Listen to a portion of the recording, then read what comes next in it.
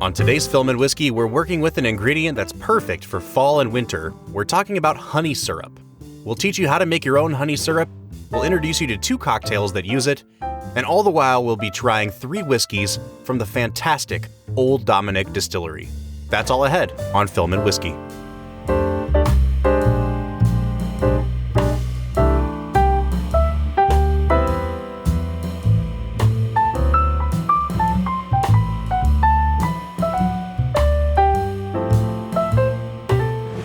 Hey everybody, welcome into the podcast. We are back with another special bonus episode. And once again, we are continuing our series that we are calling How to Cocktail. This is where we walk you through just really simple, easy to make whiskey cocktails so that while you spend time at home during quarantine, you can become a pretty legit home bartender and have a nice little arsenal of whiskey cocktails to make. Brad, I am so enjoying this bonus series so far. Yeah, Bob, I will not lie. That whiskey sour with the egg white is still just percolating in the brain, man. It's so freaking good. Well, I think that you're going to really like at least one of the cocktails that we're going to make today then, Brad, because it really is just a variation on the whiskey sour. We're making 2 cocktails today, and the thread that ties the 2 of them together is that we're going to be using a kind of a special ingredient. The weather is starting to get colder outside, Brad. We are like in the middle of fall now. And being in Ohio, I just feel like it could snow any day. Who knows? It's like 70 degrees right now, but I would not be surprised if it snowed tomorrow. And so I think it's time for us to kind of lean into some more fall and winter-centric cocktail ingredients. And so we're introducing honey into our cocktails. It seems like a very simple thing to add in, but it adds such a different layer than using your regular simple syrup. Yeah, Bob, I absolutely love honey. However, I've mostly only ever used it like on some toast with peanut butter or in my tea, things like that. It's not something I often pull off the shelf when making a mixed drink. Yeah, well, specifically today, we're going to be looking at how to use honey syrup in your whiskey cocktails. So we're making 2 drinks today that have honey syrup as an ingredient. The first is called the Gold Rush, and the second is called the Brown Derby. Now, the Brown Derby is an especially famous whiskey cocktail. The Gold Rush is the one that I was referring to earlier, which is kind of just a variant on the whiskey sour. And so if you were following us through that whiskey sour episode, you already know most of how to make that cocktail. So we're going to walk through that one really, really quickly. And we're going to be trying them with some whiskey from the Old Dominick line. Old Dominick is a really awesome company out of Tennessee that we are huge fans of. We actually tried one of their bourbons, their Huling Station 100 proof bourbon, on an episode that we did with our friend Bourboneering on his podcast. We all 3 drank it together and gave our thoughts on that Old Dominick Huling Station bourbon. So if you'd like a full review of that bourbon, go check out that episode. But we're going to give it some quick thoughts on this episode today, too. But like I said, we are trying 3 whiskeys from Old Dominick. Brad, what are the other 2 that we're trying today? Well, the other 2 we're trying is a blend of straight whiskeys. This is a 100 proofer, so we're working with a little bit higher of an alcohol content here. And I'm actually really excited for this, Bob. I think blended whiskeys, they can kind of get a bad name sometimes. It's like, oh, you couldn't just make a single barrel, so you tried to make something blended. I don't care. If you blend something and it tastes spectacular, that's all I care about. I want to drink something that's tasty, and I like Huling Station a lot, so I'm excited to see what they have up their sleeve here. And then the third one, which I'm probably most excited about, is a straight wheat whiskey. You notice I didn't say the word bourbon in there. That's because wheat is the primary ingredient in here. And Bob, I'm really bummed for this little 90 proofed miracle here. Yeah, me too, Brad. And I do want to say, when it comes to that, the second one we mentioned, the blend of straight whiskeys, it's not the same as just calling it a blended whiskey, which is like what we had when we tried Seagram 7, which is whiskey that could be blended with neutral grain spirits, like whiskey flavored vodka. This is a blend of different kinds of whiskey that are all straight whiskeys that are blended together. So it could be, their bourbon blended with a wheat whiskey, blended with a rye, for example. So it's all whiskey. We're not just adding neutral grain spirits into the mix here. And I think that is an important distinction to make. But in the end, the most important thing we're going to do is taste these whiskeys. So, Bob, which one do you want to give a try to first? Well, let's go ahead and give just some really brief thoughts on the straight bourbon whiskey. Now, again, this is a 100 proof whiskey. If you want to hear our full review of it, go check out our friend Bourboneering and the podcast episode that we guested on. But, Brad, I have it poured out in my glass here. It's just a really beautiful nose. It's very spicy, very pepper forward. I get a little bit of that cola note that we've been getting time and time again lately. It's got some nice gingery kind of notes for me. It's just a really pleasant, spiced nose. I was going to say, for me, it all comes down to sweet and spicy. Mm-hmm. Like, you have some notes of sweetness on it, that cola, but really you get those beautiful ginger notes that just draw out a lot of spice on your tongue and on your palate. I'm really impressed with this whiskey, Bob. Yeah, and then it's the same thing when I take a sip of it, Brad. It's like they captured the essence of like a Coca-Cola and then added some great oaky notes to the back of it and some 100 proof alcohol. It's a really great, sweet, caramely cola flavor. And I don't really know how else to... It's not like a super complex whiskey. It's just a really, really nice sipper. And especially if you like a little bit of oakiness on the finish, I think this one definitely has that in spades.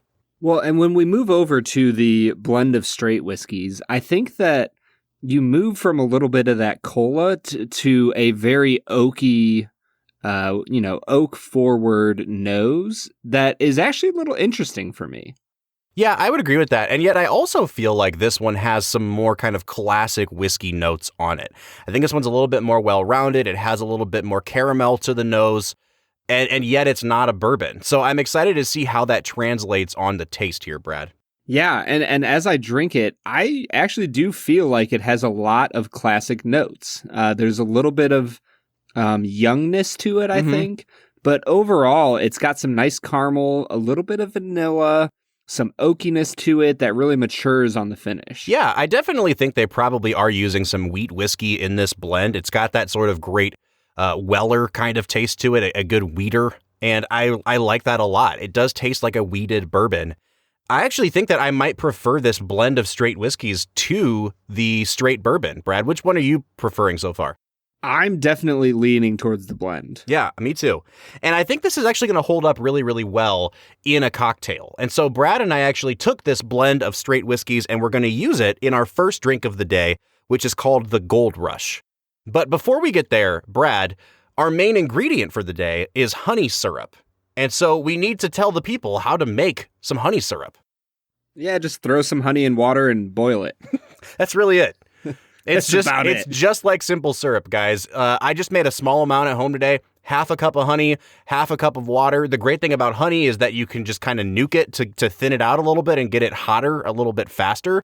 So I just thinned out my honey a bit beforehand and poured, half a cup of boiling water into it, and there's your honey syrup. You let it cool off on the countertop, and you're ready to go. It was even easier to make, I feel like, than simple syrup, which actually required dissolving the sugar. This doesn't even require that much.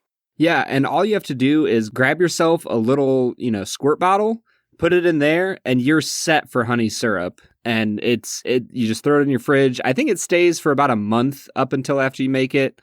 So, make yourself a bottle, go to town on some mixed drinks, and really, anytime a drink calls for simple syrup, go ahead and try this instead. You never know what little bit of, twinge of taste that honey is going to give you that will give a nuance to your mixed drink. All right, Brad, so let's get into making our first drink of the day, the Gold Rush. Now, here's how to build the Gold Rush. So you just want 2 ounces of bourbon, 3/4 of an ounce of lemon juice, and then 3/4 of an ounce of your honey syrup. Now, again, in the Whiskey Sour episode, we talked about how there were 2 different ratios you could use. You could use that 2, 3/4, and 3/4 ratio, or you could do 2 ounces of your whiskey to 1 ounce of lemon juice and a 1/2 ounce of honey syrup. It really just depends on how sweet you like your drink. Brad, I will say that I went with the equal parts honey and lemon, 3/4 and 3/4, and I still feel like this doesn't have quite enough sweetness to it. It doesn't seem to kind of balance out the lemon quite as much as I would have liked, and not as much as it did with the Whiskey Sour. So I think next time I make honey syrup, I might kind of tinker with the ratios a little bit, maybe not make it 1-to-1, maybe do like 1.5 times as much honey as I use water. because this one came out just a little bit tart for my taste. Did you make your Gold Rush yet, Brad?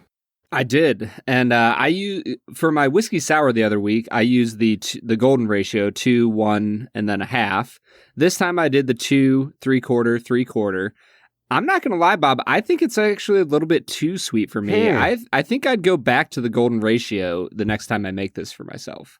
Well, regardless of your preference in terms of how sweet you like your cocktails to be, the way you build this is just like you would with the whiskey sour. You add all of your ingredients into your shaker with ice, you shake it until it's frosted, and then you strain into a cocktail glass. You can serve it over ice if you'd like. You can serve it in a chilled coupe glass, which is how I preferred mine. It is a very, very easy cocktail to make. I did not go as far as adding an egg white to this, but because this is essentially a whiskey sour, you absolutely could add an egg white to this. And I feel like I would recommend that. That it just makes it so silky and smooth that the next time I make this, I think I'd go ahead and throw that egg white in there. Yeah, I think I agree. Brad, did you notice a flavor difference adding the honey component to this as opposed to just regular simple syrup? Yeah, I think that you just get a little hint of that honey flavor instead of just neutral sweetness. That really adds a little bit of something to your drink. You know what I mean? Yeah, I do. And I think this is a really good jumping off point as we get into kind of, autumn themed and winter themed beverages. Like we said a couple weeks ago, the whiskey sour is something that you could make a million permutations of. I've seen people use maple syrup in place of simple syrup. And I feel like, especially in the fall, a maple whiskey sour might even be a better representation of that than this Gold Rush is. Not to say that the Gold Rush is bad. And again, guys, if you know to just swap out simple syrup for honey syrup, now you know two different drinks, the whiskey sour and the Gold Rush. And now that I've just let you in on my maple syrup secret, you know a third option as well. So the options are limitless when it comes to the whiskey sour. Is that like a Canadian Gold Rush? What's that? The maple? We'll call it the Yukon Gold. the Yukon Gold. That's bro. right. That's what I'm talking about. So the Gold Rush is also a variant of a really classic gin cocktail that's called the Bee's Knees. It's one of the most famous cocktails in the world. You just use gin instead of whiskey. So it's gin. Bob, we don't talk about gin on this podcast. Hey, man, I'm a big fan of gin. Gin is not always up my alley. All right, well, fine. You didn't even let me finish my point. I was like halfway through. I was like, yeah, you use gin, and you're like, no. Yeah, Bob, gin is not really up my alley, but I think something that is up my alley is our next drink, the Brown Derby. Yeah, the Brown Derby is a really classic whiskey cocktail. It's named after the famous diner in Los Angeles.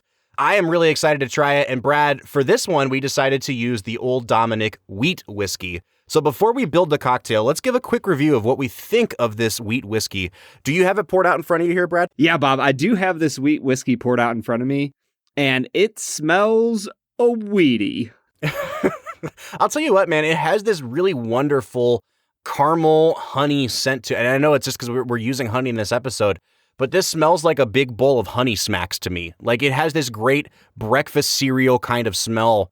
And it's like decadent in terms of the caramel and the honey sweet I'm getting off of it. Yeah, I'm not noticing as much of the sweetness, Bob. I think it definitely has a breakfast cereal smell, but for me, it's a little bit more of a Cheerios than a honey smack. Well, let's just split the difference and call it Honey Nut Cheerios then. Hey, let's do it. Boom. All right, Brad, go ahead and give it a sip. I really like this. I think it drinks a little bit hotter than the 90 proof that it is. It's not super thick in terms of mouthfeel. You definitely can tell that it is a wheat whiskey. It has a much more grain-forward taste. It tastes a little bit younger as well, but I like it a lot, Brad. It almost has a sort of cherry-ish taste to me. It reminds me a little bit of that cherry-flavored bourbon we had from Traverse City a couple weeks ago. And I know that this isn't flavored, though, so that's just some of the great flavors that this wheat whiskey is bringing out with it. Yeah, Huling Station is just doing a heck of a job down there in Tennessee, and we are so thankful that they were willing to send us these samples to review. And Brad, I'm excited to see how this holds up in a cocktail like the Brown Derby. Now, again, we went from 100 proof with the bourbon and the blend of straight whiskeys down to 90 proof for this one. So my fear is that it might get swallowed up a little bit by the other ingredients in this cocktail. But Brad, can you walk us through what it looks like to build this drink, the Brown Derby? Yeah, similar to the last one, you are just going to take all the ingredients, throw them into a cocktail shaker with ice, shake it up for 10 to 15 seconds, and strain it out. But the ingredients for this one is going to be 1.5 ounces of bourbon, an ounce of fresh grapefruit juice. And let me tell you what, if you haven't used grapefruit juice in a cocktail yet, you are missing out, my friend. Then you take a half an ounce of our honey syrup, you garnish it with a grapefruit twist, and Bob, you have an amazing drink. Yeah, so two really quick things to point out. We're only doing 1.5 ounces of our whiskey this time instead of 2 ounces. That's just what the recipe calls for. It does call for bourbon. Obviously, we're using wheat whiskey instead. I don't think it really matters what kind of whiskey that you use as long as it's a whiskey that you like. And I really would recommend fresh grapefruit juice. Like, we have not been sticklers on calling for fresh lemon or fresh lime juice in anything yet. But I went to the store yesterday and got just this big, ripe, soft grapefruit. And you know what, Brad? Like, somebody got us a citrus reamer for our wedding, and I was like, when am I ever going to use this? Oh boy, did it come in handy today. Because I got some wonderful fresh squeezed grapefruit juice. And man, oh man, does it kick this cocktail up a notch. Yeah, anytime you can use fresh ingredients, your cocktail is going to take the leap to the next level. I mean, I remember getting margaritas at a little Mexican restaurant where I lived when I was first married. Their classic, like, signature margarita is spectacular. And it's because they use literally a fresh lime, a fresh lemon, a fresh orange in every single one of their signature margaritas. And it just makes for a better product. Mm-hmm. So when you're throwing real, fresh grapefruit juice in here, it's going to be absolutely amazing. And Brad, like, I got a ruby red grapefruit, and it was actually sweeter than I'm used to because, again, I'm not a huge grapefruit eater, and so I'm only used to drinking grapefruit juice out of, like, you know, the whatever brand it is that you can buy one out of the vending machine or whatever, and it's always really sour and almost metallic tasting, and I'm like, you know, I'm not a huge fan of grapefruit juice, and I cannot tell you the difference in getting fresh grapefruit juice. Like, it was so much sweeter. It almost bordered on tasting like a blood orange or something. It was delicious, and it played so well with this honey syrup. You know, Brad, I know we're trying to teach people 2 different cocktails today, but I would far and away recommend trying this Brown Derby over the Gold Rush. Yeah, Bob, the Gold Rush is good, but it basically just tastes like a whiskey sour with like a hint of honey on it. Whereas this Brown Derby, oh my gosh, dude, that grapefruit juice is spectacular. You get so many different things going on. And I really think the honey actually interacts so well with the tartness of the grapefruit juice in a way that it doesn't with the lemon. And I think that kind of decreasing the whiskey just a tad and going down to 1.5 ounces, it makes this an all-around much smoother cocktail. Now, again, this is basically a sour, right? We're talking about citrus, we're talking about sugar and water and spirit. So this is a sour. Could you add an egg white to this? Absolutely. And I think it would still be delicious. It would make it even more silky smooth. But I think this one actually stands up pretty well on its own without the egg white in it. Yeah, Bob. And if you're really looking to up your game a little bit, you need to check out a company called Hudson and Lee. They do some specialty honey-based simple syrups that are utterly fantastic. Yeah, Brad, they actually sent us their classic mixer and their ginger spice mixer. Now, these are not just straight honey syrups. Like, they are a mixer. Actually, right on the bottle, it talks about how to use it in a margarita because it has lemon in it. It already has, like I said, ginger. It has spices. They actually put a little bit of apple cider vinegar in there as well to kind of give you just a little bit more of a boost in that tart department. And man, oh man, I tried a little bit in both of these drinks. The Brown Derby with that ginger spice mixer in it is like kicking it up even more. Like you've got a little bit of lemon to go with the grapefruit juice. Guys, if you don't feel like making your own syrups, I cannot recommend Hudson and Lee enough. I know that we didn't get a huge chance to give them a shout out today, but when it comes to honey simple syrups, they are the best in the game. Yeah, we're super thankful for Huling Station, for Hudson and Lee, and Film and Whiskey Nation. We hope that you are out there cocktailing well. So keep at it. Thanks for listening in. For the Film and Whiskey Podcast, I'm Brad G. I'm Bob Book. Make the Brown Derby. We'll see you next time.